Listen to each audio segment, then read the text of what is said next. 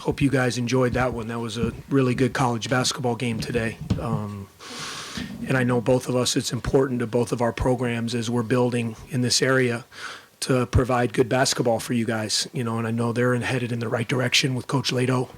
I thought DePaul played very hard today, played very well, especially having to fly cross country from San Francisco to get back here and play the game. Quite frankly, I thought they outplayed us probably the first 30 minutes of the game.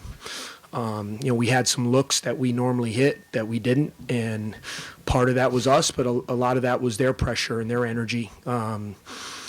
And then with about 10 minutes to go, we had Ola with 4 fouls. I think they had a 7-point lead or whatever it was. Our guys just dug down, and that's kind of what we've shown. I think this is our third overtime game in our first 11, and our guys just refuse to lose in those situations. And I think it's a lot of hard work. It's stuff we've gone through. It's a veteran group we have that has gone through a lot of heartbreaking losses in that fashion. And I think you dig down and you find a way to make the plays. And the thing I love was, like the fearlessness of a kid like Aaron Falzone. He's 0 for his first 6, struggling to find his shot. He's a freshman. And he comes in overtime and hits the 2 biggest shots of the game. And, those are the things that I really love to see. And he shot them with great confidence. Certainly Tre, I thought, was really good, driving the ball to the basket, getting in there, either getting shots for himself or for others.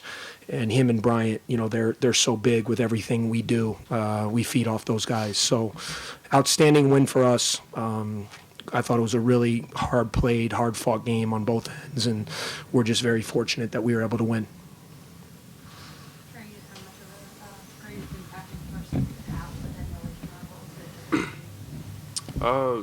I thought I was thinking a little bit too much in the first half.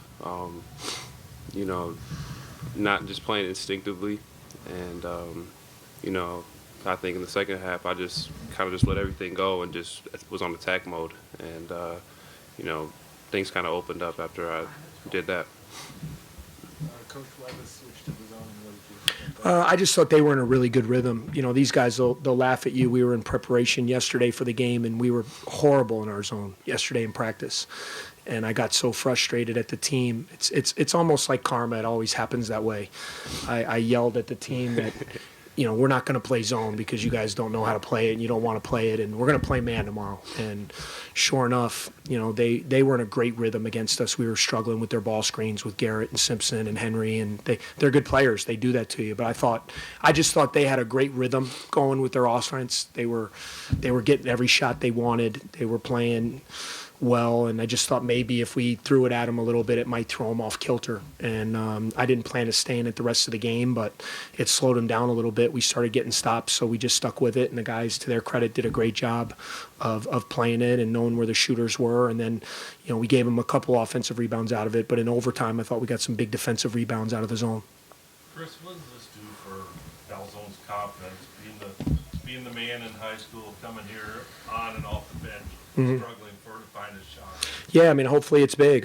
These guys the players, and I'm a coach. If you're a shooter, you should want to play for me because these guys will tell you. Tre will tell you. Tre's 1 for 7, whatever he was. I'm telling Tre to shoot more. That's my mentality. We always say shoot our bullets. And, that's what Aaron does. So if he's open and he doesn't shoot the ball with great confidence, then he's hurting us. So I don't care if he misses 6 in a row or makes 6 in a row. He has to shoot the 7th one. And he's not the only guy. We have a number of guys, Tre, Bryant, Taphorn, Scotty Lindsey. That's how we play. If you don't play with that kind of confidence, then you shouldn't be out there. And everybody on our team has great confidence in what Aaron brings. And it just shows how explosive he can be. He really wasn't heard of from the whole game. And Scotty, we go to him in overtime, and he hits 2 huge shots to give us some separation. And it was really proud to watch, and it was great for me to see him get excited about it.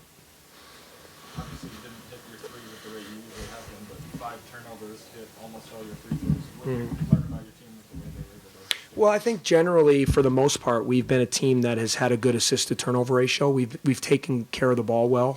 Part of that is because I have tremendous guards. So these two guys have the ball a lot. And with the way the rules are, there's no closely guarded anymore. So, these guys don't have to panic. They can keep their dribble. They can get us organized. And that's how we have to play, because we don't really generate a lot of turnovers in the way we play. That's just not how we're made up. We have to be a sound, good, gap defensive type of team. So if we can take care of the ball, and then again, we're a team that really shares it. So we had 16 assists on 27 field goals. I mean, that's how we play. We share, we move, we try to keep the defense moving, and if our shots are there, we take them. And, I'm okay with shooting 27 to 30-something threes as long as they're open threes. And for the most part, I thought we got a lot of great looks. It was just one of those nights we didn't make them. You talk about sharing the well. What about 4 players finishing in double figures today in scoring? Yeah, I mean, I thought quietly Sanjay had a great game. I mean, you're going to really get it from Ola and B-Mac and Tre. But for Sanjay to give us 14 points and 7 rebounds, and I thought his activity, he had a huge tip in late in the game when he, off on the offensive boards. He had a big free throw late in regulation when we were down 1 to tie the game. Having him, then you have guys like Aaron, Scotty, and Taphorn, who on a given night, to me, I feel like any of those guys can give us double figures. So, that's kind of how our team's shaping up. We need to get Van Zegren back. That's going to be a big key for us. When Alex is not in the game, we miss his size and basket protection. So, hopefully pretty soon we can get him healed up and get him back into the mix before we get into the conference.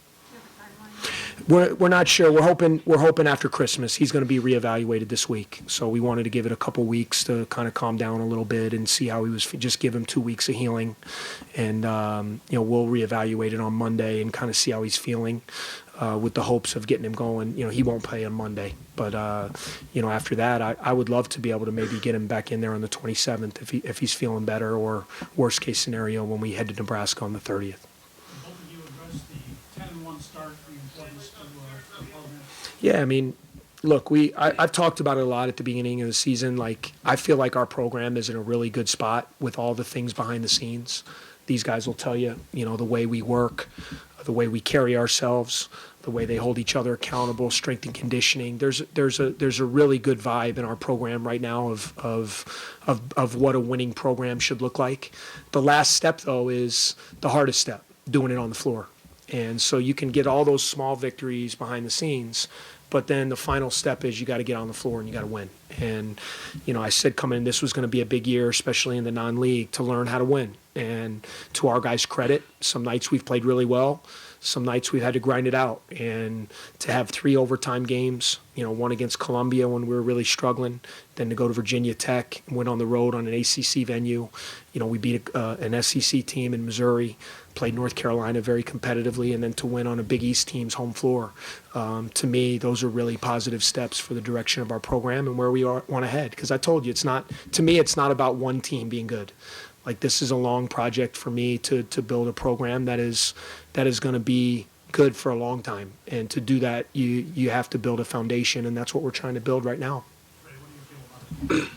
Yeah, I mean, to reiterate what Coach said, I feel like we're in a great place right now. And, I think those small victories that we've had in the offseason and the things that, we've been through, things like Navy SEAL training, guys being more dedicated to, get shots up, I think those things add up, and it shows on the court, when you miss a couple shots, you know that you've practiced enough that you can make that next shot. We've worked really hard in the weight room, and I think all the hard work is just starting to show, and the coaches do an amazing job of pushing us, and it's just been a great year so far. Thanks, everyone. All right, thank you guys. Happy holidays. Thank you.